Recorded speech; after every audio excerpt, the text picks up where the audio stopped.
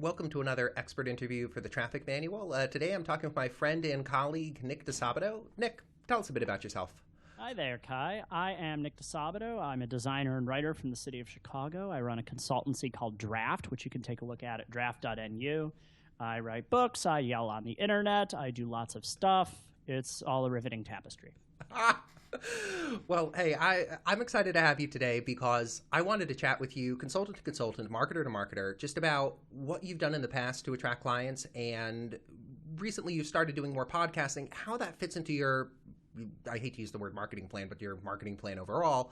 And just for the listeners in the audience to learn more about why podcasting might make sense for them.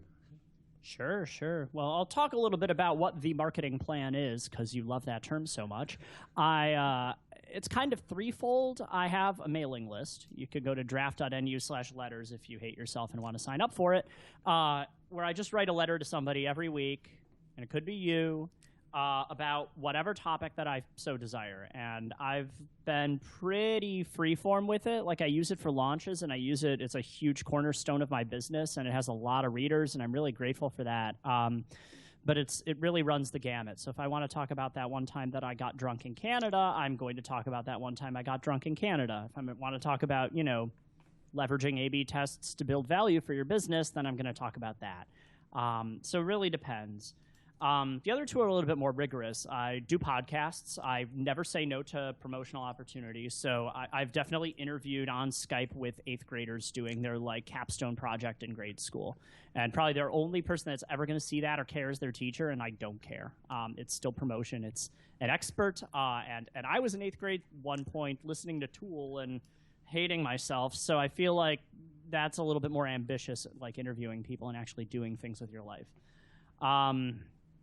And the third thing is guest blog posts. I reach out to a lot of small independent outlets and write on topics that interest me. And that's, again, more thinky and business oriented. I'm talking about specific things that I do to help out my clients and promote myself in that way.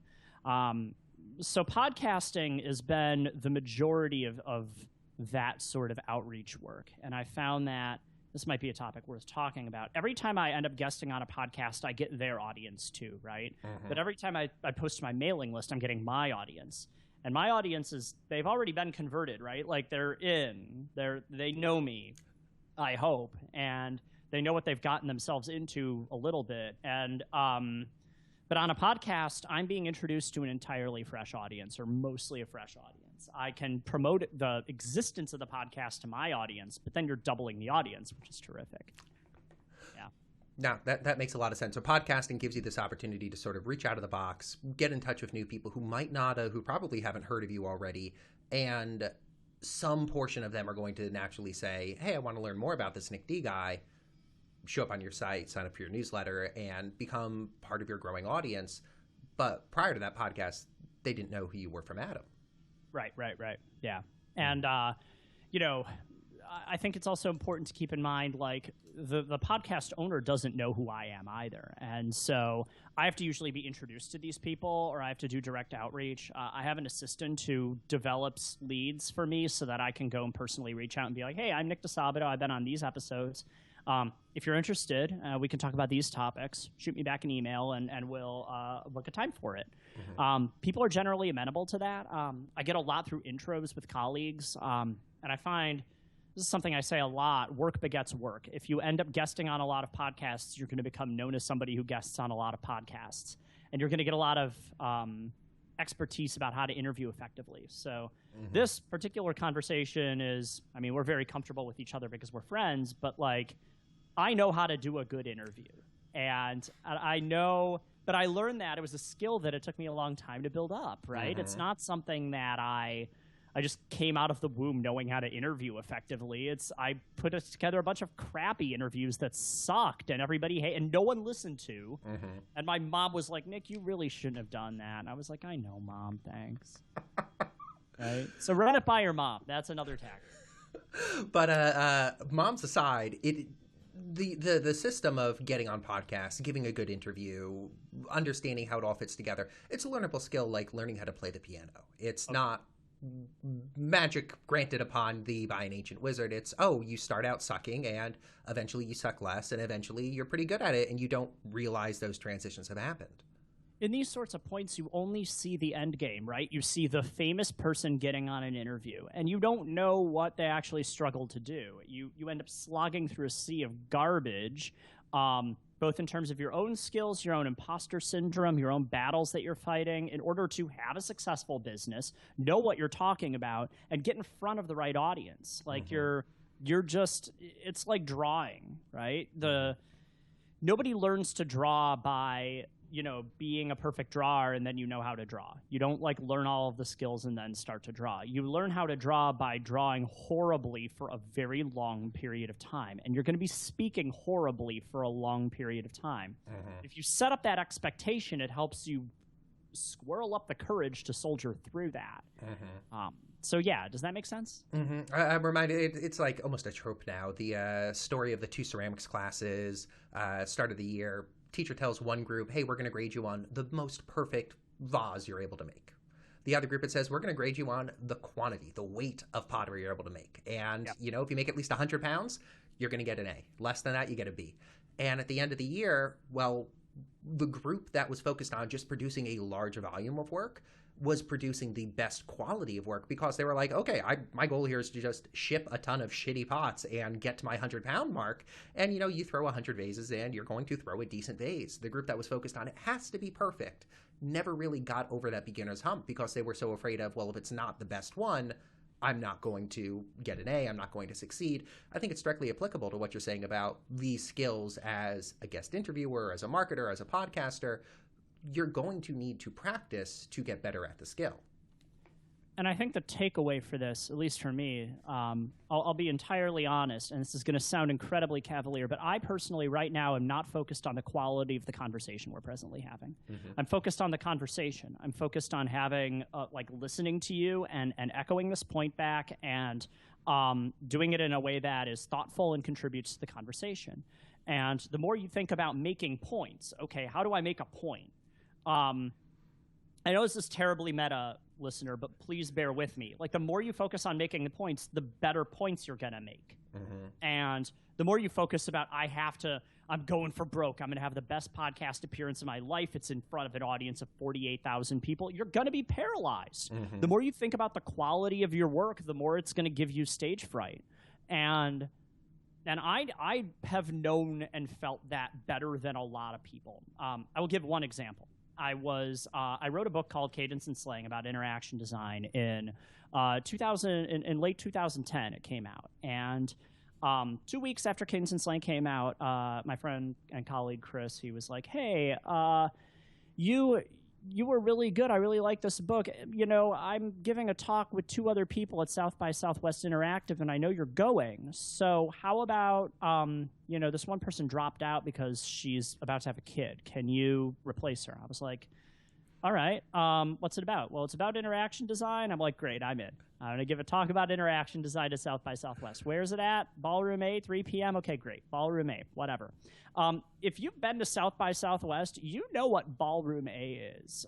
Ballroom A is more like Airplane Hangar A. Ballroom A has a capacity of at least 2,000 people, and there was standing room only, people in the aisles, and Jeffrey Zeldman looking very stern in the front row. And, that was my first ever public talk. Oh my God. Into the deep end. I got really drunk after that public talk because I had no idea what I was doing, and I was focused on having a good talk. And people told me it was good, and they really enjoyed it, and they appreciated the topic. But, I know with my speaking experience in the past 5 years, I could have done better on that talk. I know I could have. But I was just blinkered by the fact that I was in Ballroom A, freaking out of my league. There's a reason why only famous artists play stadiums. It's because they work their way up from the 200-person club. And now they're in a stadium. I think that is a very important lesson to keep in mind when you're podcasting. Start small. Start small and don't focus on the quality of your output. Focus on having a genuine conversation with someone who cares about you. And then it's going to be fantastic. And it's just going to stay fantastic because you didn't Ballroom A yourself. No, and you bring up the excellent point. You bring up a ton of excellent points here, like just highlighting them, starting small. For anybody who's thinking about podcasting, be it you have an existing audience already or you're just getting started out of the gate, focus on the smaller podcasts. Like if you think of A-level podcasts, not in terms of quality, but just in audience size, and then like D-level podcasts, again, not quality judgment, audience size, you want to focus on the D-sized podcast because it will be easier for you to get on, it will be less intimidating, and they'll be a little more hungry. They won't have as deep of a backlog of content. So if you contact them and say, hey, I'd love to come on your podcast, I could talk about these things, I was recently on this episode, they'll be like, oh yeah, are you free next Thursday? Where if you're pitching a B or an A-level podcast, they'd be like, oh yeah, great, we're free next March. Right. And you just don't get that velocity. We're free next March, and get in line behind Seth Godin, right? Like you're dealing in a different league. Yes. The public speaking corollary for this, and I tell my coaching clients this all the time, is the meetup. Go speak at 10-person niche meetups because they're going to care more about what you do. They may not have 300,000 Twitter followers, but and you're working your way up. Like one of them knows a person, maybe a CTO at an organization, and have say 3,000 Twitter followers, and they're gonna give you like the big fancy talk at like a local meetup, like a 100-person talk, and you go from like 10 to 50 to 100 to 200, and eventually you're doing larger talks at bigger conferences, and you're getting paid for it. Mm-hmm. There's a similar ladder for podcasts. One of the best talks I ever did on a podcast was for my colleague Philip Morgan, and the name of the podcast was, I believe, the Consulting Pipeline Podcast. You have to know a lot about consulting in order to be a really avid listener of the Consulting Pipeline Podcast, and that is not a slag on Philip's podcast or the quality of it. It's a very niche positioning. And so you start with something that you geek out on. You're going to get on it super easily. You're going to have a wonderful conversation because you both care about the exact same highly granular topic. Mm-hmm. And then you're going to work your way up to, the 50,000 person podcast where people like are only barely interested in what you do. Right. A thing that I find with the audience as my audience grows is they start to care less and less about who I am. They just like a friend recommended me to them, and they're like, okay, well, is this guy charismatic? Cool, boom, podcast. And it's like, but why? Yeah. Does that make sense? I feel, yeah.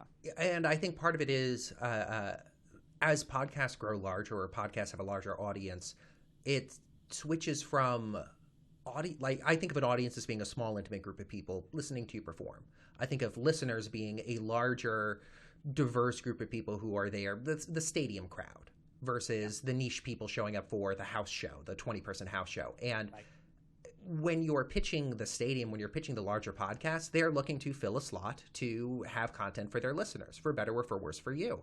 But it's less of an invested, less of an enfranchised audience, and there's payoffs and there's downsides to that. And I think you hit on one of the big downsides where they aren't as invested or interested in you as a guest, and it ends up maybe leading to a slightly less quality interview because, okay, we're just filling the chair. Like I'll point out Entrepreneur on Fire. Huge podcast. I have colleagues and clients who are like, my goal is to be an entrepreneur on fire. And I'm like, well, that's great. And it would be a nice, feather in the hat, but he has an episode every single day. You aren't going to stand out from the crowd. It's literally the same questions every single episode. How much of you is going to shine through?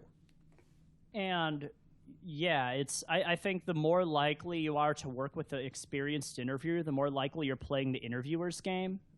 And so it's an away game for you. It's not an opportunity for your personality to shine through. And so, I think if I got on the podcast you mentioned, Entrepreneur on Fire, which I've never heard of before, but I'm sure is fantastic, I would probably just put it on my webpage and say, hey, I've been on Entrepreneur on Fire. I've spoken at Web 2.0. I've spoken at South by Southwest. Does anyone care about the content of those talks 3 years on? No. Right. They care about the fact that I was able to entertain them and impress them at Web 2.0 or make them think about behavior design decisions at South by Southwest. And like it's going to go obsolete in 2 years anyway because you're in the tech industry. Mm-hmm. Nothing you talk about will be relevant in 6 to 18 months. Mm-hmm. You just have to keep doing it and make it into a practice. Mm-hmm. And so again, we come back to that metaphor of practicing and leveling up in that skill.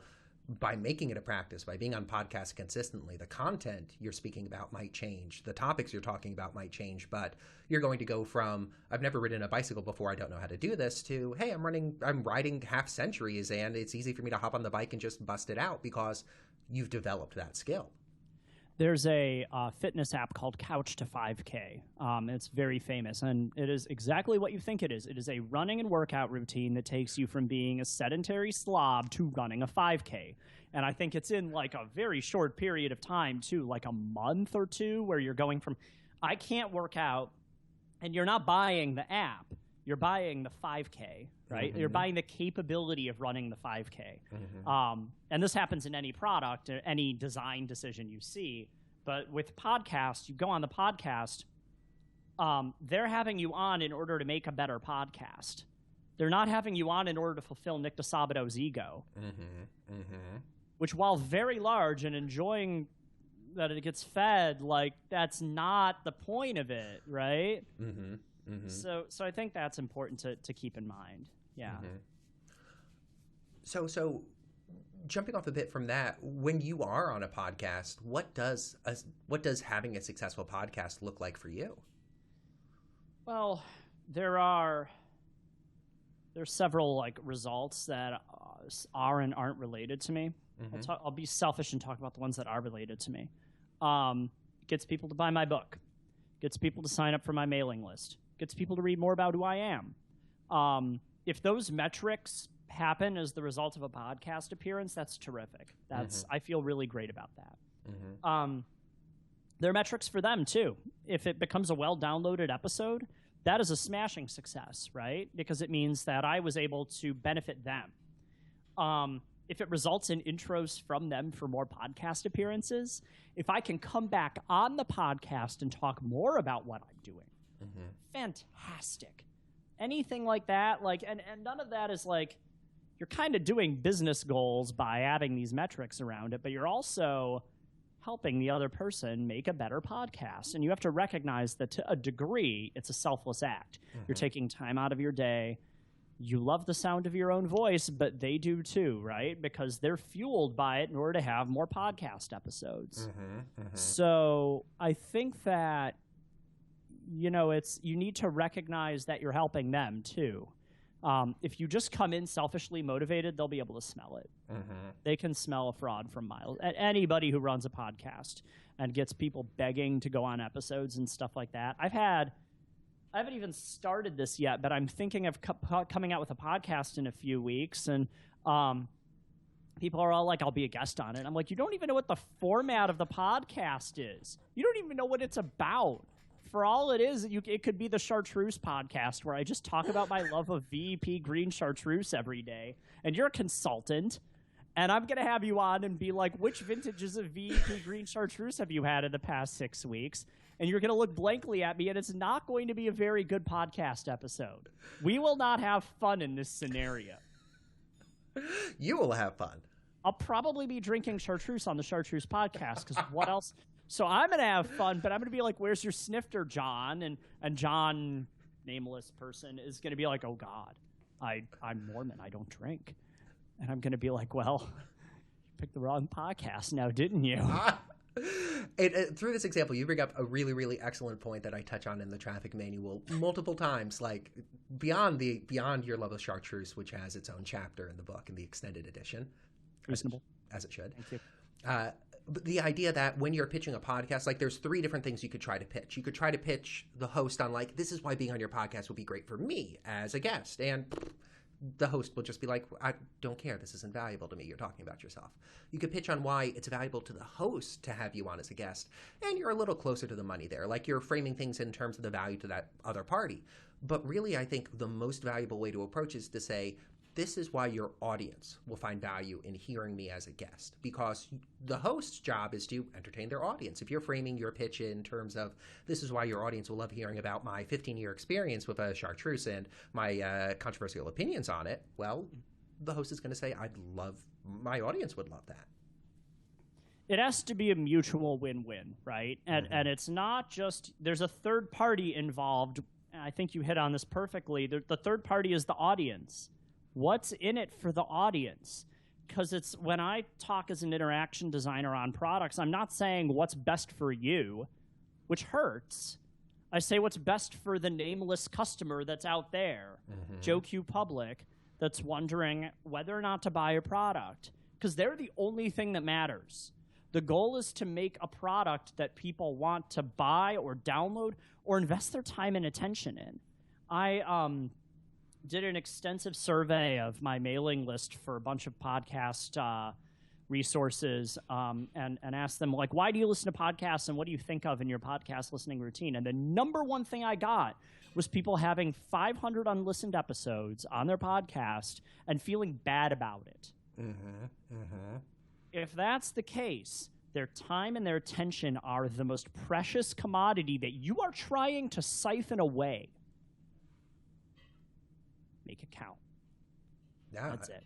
I think you're absolutely on point there, that the worst outcome is an audience member, and like I'm phrasing this in a way that's going to put the fear into people, but the worst outcome is an audience member listening to the episode and saying, that wasn't worth 30 minutes of my time, which out of the gate, the number one fear I get from people when I talk to them about going on podcasts is I'm not going to have anything to talk about. People will hate the episode. And there's a big spectrum between you actually have done a poor job and you've wasted people's time, and you're getting started and you could share one or two actionable things. And that's really, I think, what the takeaway needs to be from an episode. Was it valuable enough where the listener could say, I have 2 ideas I could implement today, tomorrow, or next week in my business or my life.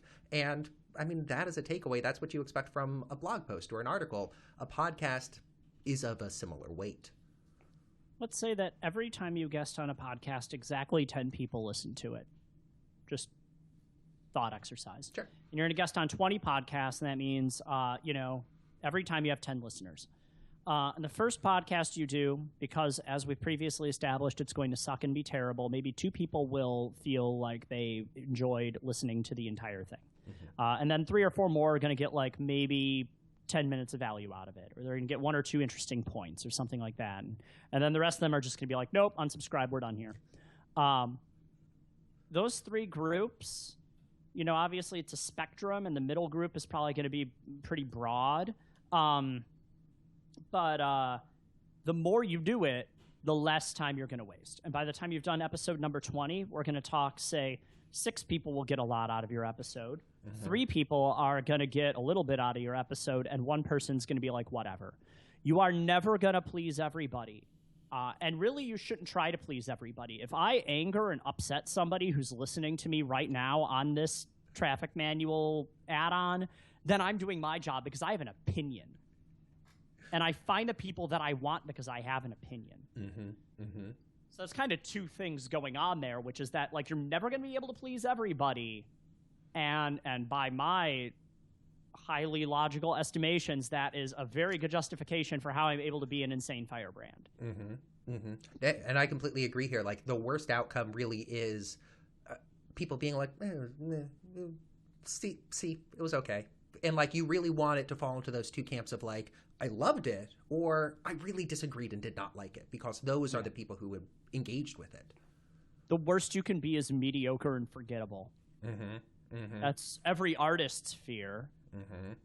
That's every musician's fear. That's really a lot of designers' fears.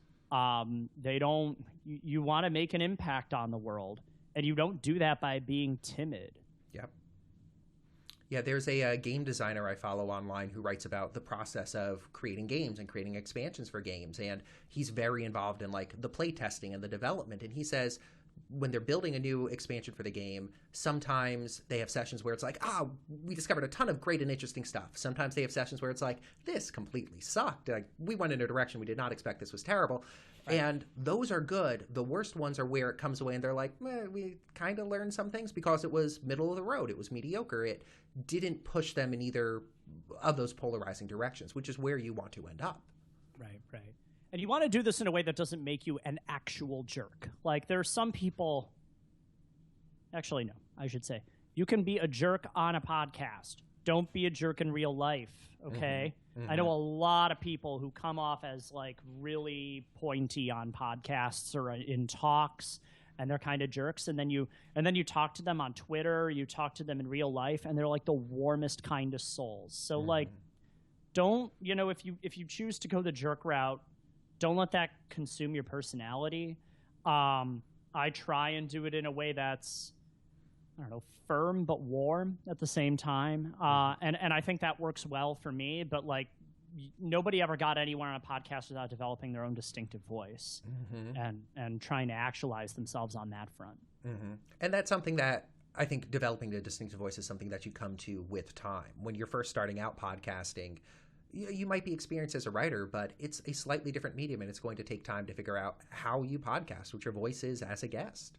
You're learning fundamentals, right? And it's okay if you do a bunch of wooden podcasts, because part of what makes for a good podcast is that kind of distinct personality, you know, and figuring out what that looks like for yourself is just a lot of existential agony. Like I'm very excited and terrified for you, dear listener, that you will be going through this process, because it sucks and it's horrible, and you're going to come out awesome.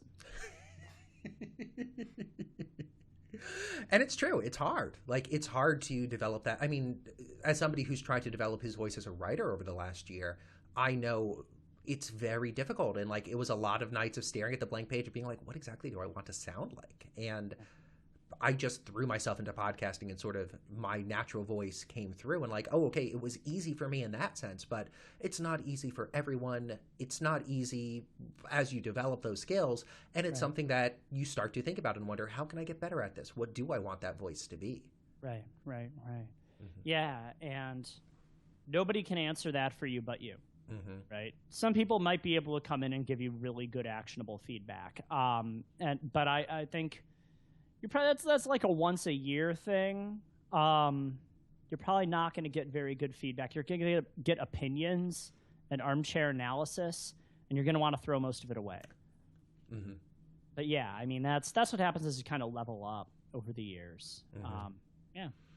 In a sense, I think the best areas for feedback as you get more developed as a podcast guest are from the host or from colleagues who also guest on podcasts, since those are people who are going to be in industry enough to offer actionable advice. Friends, family, listeners, they'll be like, oh yeah, it was a great episode.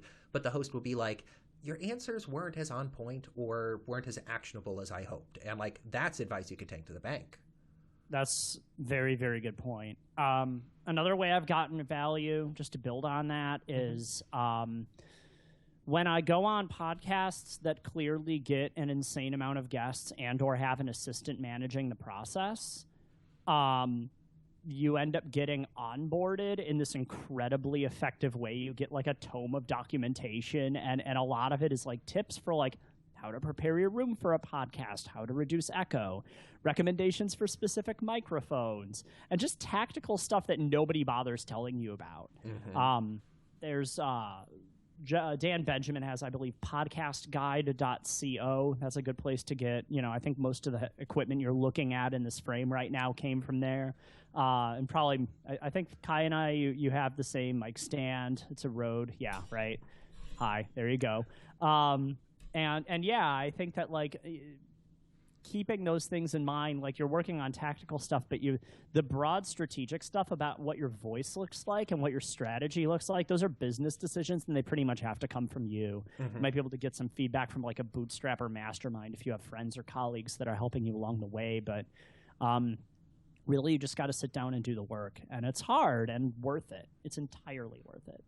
I can't think of any examples of people who have like radically pivoted or changed their voice during like a career as a podcast guest. But I'm sure there are examples out there of people who started off framing themselves in one way, entering an interview in one way, and then said, well, no, to get a better result, I want to become more opinionated or become more of a jerk. Like, I'm the jerk who says SEO is dead. Okay, great. Like, that's a strong position to have, and you might decide in your career to adopt that position, and you might get a good response or you might get a negative response. But just like positioning in your business, you could test how you frame yourself, how you position yourself, the topics you approach with, and have it evolve over time and see, well, what personality, what voice resonates with the people I want to reach? What topics do they care about? You will rarely get opinions occurring like a thunderclap to you. At least for me, that happens maybe once every couple of years. Opinions evolve slowly and get iterated over time. And what you're doing in that process is basically carving out what makes your opinions distinctive from others. And you're becoming more you, right? It's not a process of self-reinvention. It's a process of self-actualization. You are taking a brick of marble and carving Kai out of it. You are making the most Kai that Kai can be and finding a way to make that legible to other people. Because obviously, probably the listener is thinking, well, I am this person. What? I'm not. I'm still the same person. Well, you are and you aren't, right? Like, you evolve your own brain to think in a certain way and to think in a certain distinctive way. And the matter is not becoming that person. It's becoming that person to the audience and finding a way to express that effectively.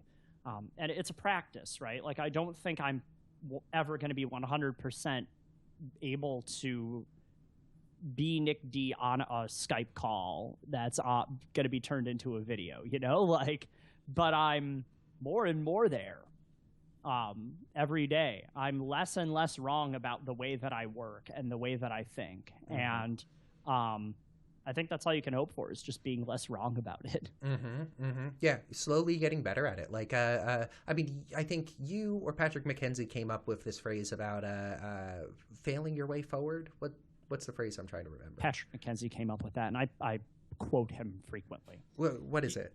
He talks about it with A/B testing. So he says that it's basically failing your way forward, because the majority of A/B tests fail, or they're inconclusive. And so you're just like, well, why am I doing this, right? Like, I'm constantly screwing up. That's valid. But yeah, it's definitely like a question of figuring out who you are and doing it in a way that's mostly screwing up all the time, and you don't have a game plan for that. And some people just kind of soldier forward, and other people find every reason why they don't want to do that. And it's like an internal psychological thing. I tell people, like, one of the best things I've ever done for my business was to get a therapist and just, like, help me get over myself, like, 99% of the time.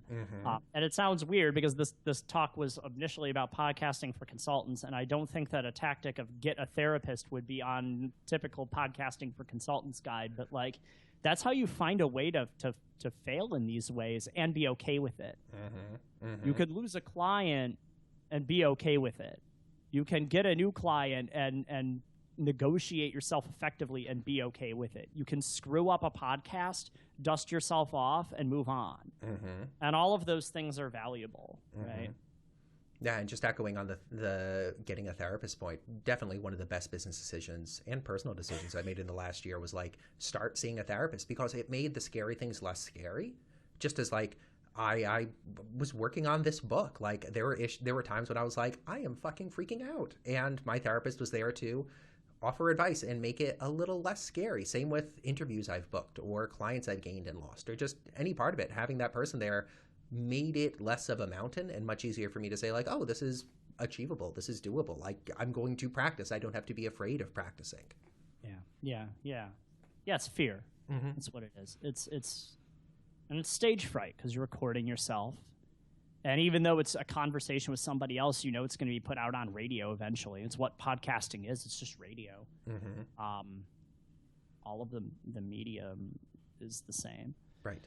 So yeah, I think it's hard. Like, I hate to make the broad strategy get over yourself, but I had to get over myself, man. So maybe I'm not alone. No, I think that's a very apt point, since I think chapter 2 of the book is even titled, like, getting over the fear. Like, there is a lot of fear preventing people from engaging in any marketing strategy. Like, obviously, I think podcasting is great because I'm writing a book about it and this interview is about it. But, like, when you look at it large, fear can prevent you from testing any number of tactics. What if my Facebook ads campaign loses me money? What if people don't like my guest posts? What if I suck as a podcast guest? Well, so it means you're a terrible consultant, should quit the business and begin bagging groceries for a living. Easily. Right. Yeah, obviously. Because that's what I've done every time I failed at something. Right? So that's definitely something that, like, I think that people need to understand that. I don't know a single good business book that doesn't deal with psychological stuff. It is the common thread through all of these things. Josh Kaufman's Personal MBA, about 1/3 of that book is about, like, eating better and getting over cognitive biases and not burning out. Yeah. And that's what it takes to get an MBA, right? It's Yeah. not like learning case studies or understanding a P&L sheet or knowing what those letters are. Like, it's figuring out how to be a better, kinder person to yourself. Alan Weiss says the first sale is to yourself anytime that you make a business decision. And it's true. You have to convince yourself that this is the right thing to do. Because it's our nature not to do it. Right.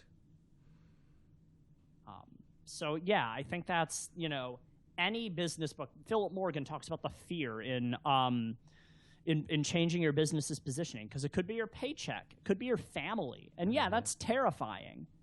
But you're going to get penalized harder for not doing it. Yeah, and while it might be scary to think of going on a podcast or recording an interview or doing something like this, well, there's not harm that could actually happen to you. There's harm that could happen to your ego. Like, oh shit, I gave a terrible interview. I feel terrible about that. And that's an opportunity for self-learning and to toughen up. It's probably easy for this person to say this, but Elon Musk says, there's not really a whole lot of harm in starting a business. It's like, what's the worst thing that can happen? Like, you can feed yourself. You're not going to go homeless. You're not. Come on, if you're listening to this, you're probably in the tech industry and you probably have a cushy knowledge work job. The worst thing that happens is you get hired by an awesome company and work full time for them, and you have your health insurance taken care of. Darn! I'm so sorry that this happened. My friends are on food stamps? Like, come on. Like, this is not... You're playing a game against yourself. That's what it is.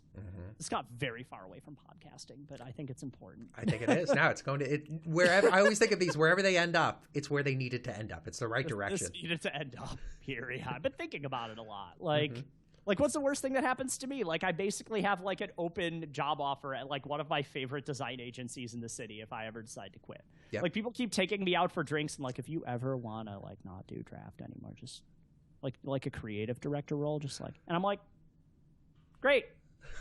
There's my safety net. I'm not going to go bankrupt. Yeah. I'm going to put that over here right now and continue making business decisions. But when I keep making business decisions and the market doesn't work out, hi. Yep. Yeah, it gives you a fallback position. And like narrowing down the scope to podcasting and marketing and promotion, I think we could take that same idea and apply it here. Like, the worst scenario of you got on the podcast you wanted to get on, you gave a shitty interview, and now you feel terrible about it, is some people heard you goof up on an interview and it didn't go as well as you wanted it to. Like, the chances of a client firing you, pretty close to zero. The chances of you going bankrupt, even closer to zero. Worst case, tell the podcaster not to run the interview. That's it. Yeah, I haven't ever personally done that, but I've had a number of friends who asked the host to like 86 the interview, or can we redo that? That was not up to the quality I wanted. Say redo. Yeah. And be like, let's get a better outline for this. And I'm sorry. And you're the one that has to do the cleanup work for this because you're imposing on their time. But like, that's literally the worst case. It is a very, very safe way to fail. And just, that's it. I mean, now you know how to podcast. Tactically, a couple quick questions I had for you. Yeah. How have you picked topics that you wanted to speak about on podcasts? I'll float 2 or 3 to the person, but it's generally based on the particular show I'm doing. So, if it's the Positioning Pipeline podcast, for instance, I, promoted 2 or 3, and then Philip was like, how about we just talk about boredom? I'm like, okay, fine. If they come back with a different topic, it's fine. I feel like I keep settling on the same 1 or 2 topics, which I guess is kind of inevitable when you're known as the productized consulting guy and everybody wants to learn from you about how to do that. But I try and go further afield and talk about other things. And keep in mind, you can mention a topic and then go in a different direction from that topic, like I just did 5 minutes ago. I had a point I wanted to ask on that. Like echoing off of the one or two main topics that you end up gravitating towards, like there's benefits and costs to that. The benefit is you solidify your positioning as like the productized consulting guy. The cost is you're sacrificing an opportunity to broaden or modify your positioning a little bit. Oh no, it's another talk with Nick D about the same 3 points about productized consulting. Like as a listener, I might get a little fatigued. But that's only if you're a listener that was already in my audience. Yep. Again, you're expanding out to a variety of different audiences, and I think that's important to be keeping in mind there. And there's always an opportunity to use a podcast episode as content for your existing audience. I love sending a link out to the people on my mailing list and say, like, hey, I was just interviewed about Thing on this episode. You should go check it out. And so for those people who are enfranchised readers and listeners of Kai Davis, well, yeah, they run into that situation of, okay, it's Kai talking about X, Y, and Z again. Well, it's a cost. But when you're podcasting, exactly as you point out, you're reaching a new audience, and maybe there is some overlap there. But if you're on a podcast where an episode gets on average 5,000 listeners, maybe 50 of them have heard you talk before. So there's 4,950 out there who are exposed to you for the first time. That seems worth repeating yourself. There are worse fates. Let me tell you. How do you... Talking about audiences for a second, are there particular audiences you're trying to reach? And if so, how did you decide on them? Broader in the business, this is very much a do as I say, not as I do thing. So I think it makes sense to target as few audiences as possible. And in an ideal scenario, you are targeting one audience, and you have a very clear sense of what that audience is. If you're just starting out, you may not have a fully coherent vision about what that audience looks like, and that's hard, but it's something you absolutely should work on. So Brennan Dunn, for example, he's a good friend of you and mine, and he has a book that he gives for freelancers. He has a course that he has for freelancers. He has a mastermind for freelancers. He has a, set of consulting engagements that he can give freelancers who've leveled up. You may notice something that's common here. It is that he writes all of his stuff and does all of his work if you are a freelancer. And if you are not a freelancer, the door is that way. I have 3 audiences, and that is stupid, and I hate it. I have interaction design engagements, which I love doing. I have A/B testing engagements, which people think are marketing and end up being interaction design engagements because I love springing that on them. And then I have professional coaching and services for independent workers. I love thinking about the business of my design practice, and people look to me for that. So I do that. And it's kind of in that order, like descending order. I focus on these in varying proportions in my work, but I would like to cultivate my practice more as a designer. I just feel like I don't have a good strategy for it right now. And so what ends up happening is most of my podcast appearances are about the business of design. And I've built out on that front. And that's fine. It means that I have a waiting list a mile long for coaching stuff. And I don't hate that. I'm okay with the wait list. But yeah, it's... I've served those right now, and I've been niching down. Like I've been putting out some things that are focused towards SaaS businesses and bootstrapped businesses, because those are the types of people that I prefer to work with. But the broader takeaway is you should be finding ways to pigeonhole yourself and serve a specific market and a certain type of problem that you want them to solve. Don't do what I do and just throw stuff at the wall and see what sticks. You need to be a little bit more deliberate with your practice. I will continue to cite Philip Morgan. He has a book called The Positioning Manual for Technical Firms. If you're not done buying books today, may I recommend that one? It is an excellent book. It is one of the most influential books I read for my business this year. Just as a primer for like, here's what positioning is and why it matters for you. And it's amazing how deep positioning affects your business, where it's not just the sign I'm hanging, like the shingle I'm hanging out on the wall to tell people, hey, I do X. It's the audiences you try to attract, the podcasts you go on, the articles you write, the problems you solve. Positioning sounds terribly boring. And it might be for a certain type of person, but it's really infuses all of the decisions you make in your business. Who am I talking to? What am I doing for them? Answering those 2 questions is very hard. Very hard. And that's why he wrote, 200 odd pages about it. So go and read that. I'm not even recommending my own book here. Like I wrote a book and go read his. So diving a level deeper from that, you had mentioned before you have an assistant who helps you identify these podcasts. You reach out to the podcasts. How do you identify the podcasts you want to appear on? Well, I've given her a process for this, but I think about a lot of like other bootstrapped podcasts that I'm on because I work on productized consulting stuff, and then interaction design type podcasts that are with more famous people in my field. But, you know, I feel like this is kind of going to be a short answer. It just is what matches the positioning. Mm-hmm. And I say, find podcasts that fit this broad positioning. Mm-hmm. And that's really on her because I just hired an assistant. But if I did it, then I would try and answer the same question. I would use a search engine called Google. It's based in Mountain View, California. I would ask friends and colleagues who knew more about what I was doing. I would ask them what podcasts. I might ask my mailing list and try and figure that out. Mm-hmm.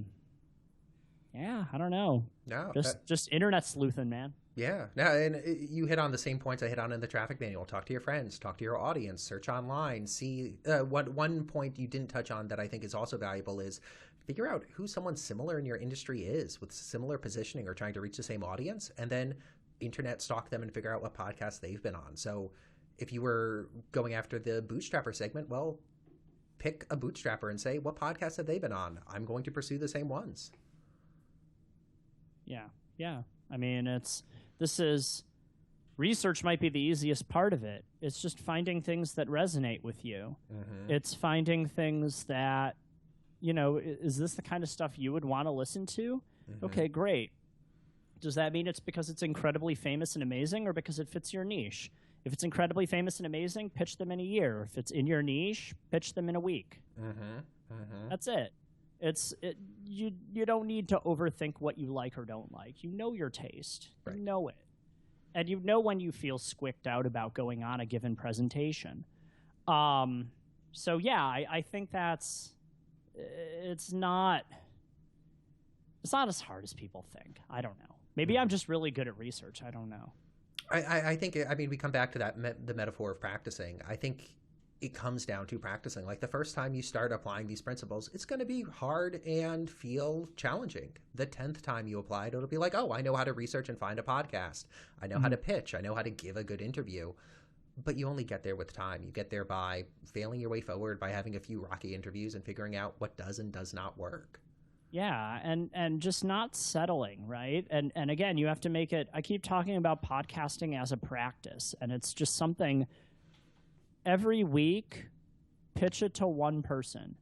And then you're on one podcast a week. And within a few months, you're going to end up getting released once a week. And you're going to be in front of people. And you're probably going to run out at some point. Hopefully you get some repeat appearances. And figure out a system for coming back to those podcasts that you did well on. Mm-hmm. If you don't like that, make one of your own. I mean, there's nothing stopping anybody from making a podcast and practicing in that way. And your first 8 episodes will suck. And that's fine. Mm-hmm. I think it's fine. I would give you a hug right now if I could and just tell you it's going to be okay. I know you're upset about that podcast that bombed, but like it's you're fine. You're fine. Yeah. Yeah, the worst thing that comes out is, I mean, I've even advocated to people like start your own podcast and never release an episode. Since like talk with 8 friends on 8 recorded Skype calls, and you're going to figure out like what works and what does not work. And then you could throw those away and just be like, great, I've leveled up. Let's go out into the wild and try this. I have a colleague named Frank Chimero who he buys notebooks and he just scribbles nonsense on the first page of it. And the reason he does that is because that way he'll never do anything worse than that. Mm-hmm. And that's great. Like, what are you going to do? Lose your marriage over a podcast appearance? Are you going to go bankrupt over a podcast appearance? Are you going to lose your house because of a podcast appearance? Well, if so, good job, because you must have said something amazing on that podcast appearance. But I don't think that that's ever going to happen to you. Yep. I would be more impressed if that happened to you. You'll be able to turn that into an amazing story, an amazing article. Oh, my God. What a think piece. I will read, if that happens to you, nickd at nickd.org. Write a think piece, post it to Medium, and email me, and I will send it to my entire mailing list. I'm dead serious. It will be the entire installment of my mailing list. I will cross-post it for you. If some seismically awful thing happens to you, like you give a podcast appearance and your mom dies because of the podcast appearance. If that happens, standing offer for everyone listening to this. That is NICKD as in dog at nickd.org. And yeah, I mean, the chances of something like that happening as close to zero as possible. The chances of it actually having a negative impact on your business as close to zero as possible. Nothing.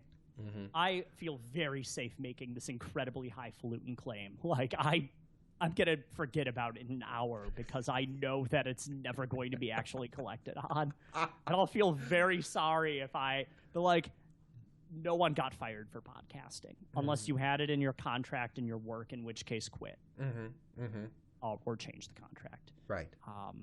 And you should not have signed that contract. But come on. If my mom dies right now, I'm going to feel really bad about it. But you'll be able to send that think piece out.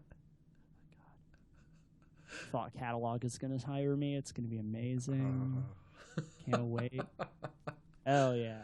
Let me take a quick look at my questions here. I guess, yeah, just like the wrap-up question. For somebody who's started podcasting, who's been on podcasts recently, any closing thoughts or any closing advice you'd offer to the listeners? Well, if you've been on podcasts recently, one thing that I do, and this is the most narcissistic thing you're going to hear on this call, is I listen to myself and I write down what went well and what didn't. And that is a cringeworthy moment for anyone.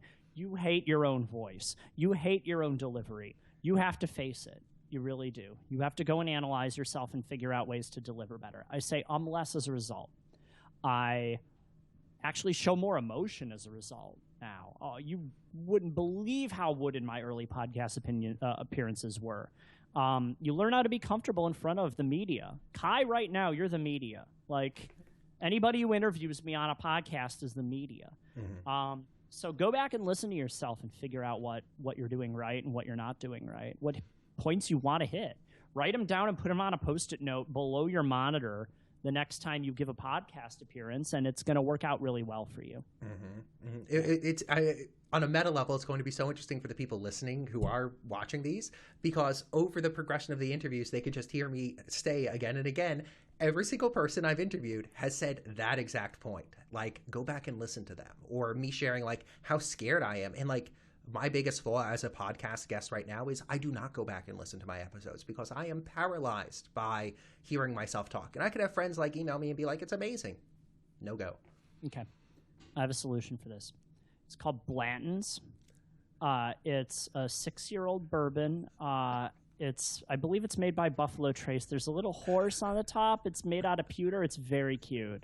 And you're going to pour yourself a nice little snifter of Blanton's, and you're going to sit down, and you're going to start drinking the Blanton's. And about 10 minutes into the Blanton's, you're going to set a timer for 10 minutes when this begins. 10 minutes into the Blanton's, you're going to realize the timer's going to go off, and you'll be like, oh, now I have to listen to my podcast episode.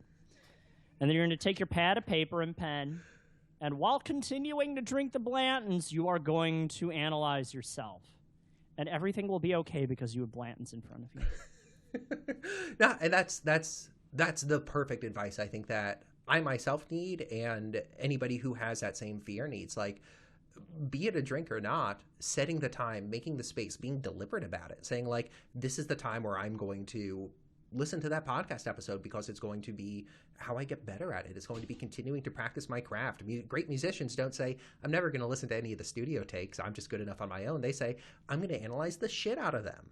Final cut. Yeah, you have to pick your own stuff apart. I mean, this is every TV show I've ever heard of that does well. Anytime I see a teardown of how, like, the behind the scenes stuff, they're watching the TV show and fixing it because that's what's happening in reality. That's the stuff that your audience is actually listening to. And you owe it to yourself to make that the best possible product imaginable.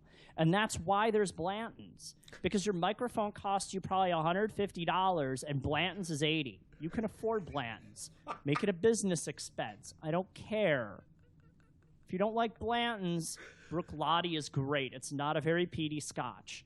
And it's maybe 60 for the classic variety. It comes in a robin's egg blue bottle, and it's delicious. I recommend anything, you know. What do you have for gins? Leatherby. Leatherby. Yeah, Leatherby is the best gin. It might only be available in the Midwest, but you should go online and see if you can get a bottle of Leatherby gin. It's fantastic. Yeah, strong recommendation. I've been more of a Tanqueray 10 man, so. I was. Until. And then Leatherby happened to me. Nick, thank you so much. I mean, honestly, thank you for taking the time for this. This has been so much fun, and this was an honor, and I was sober for the entire thing.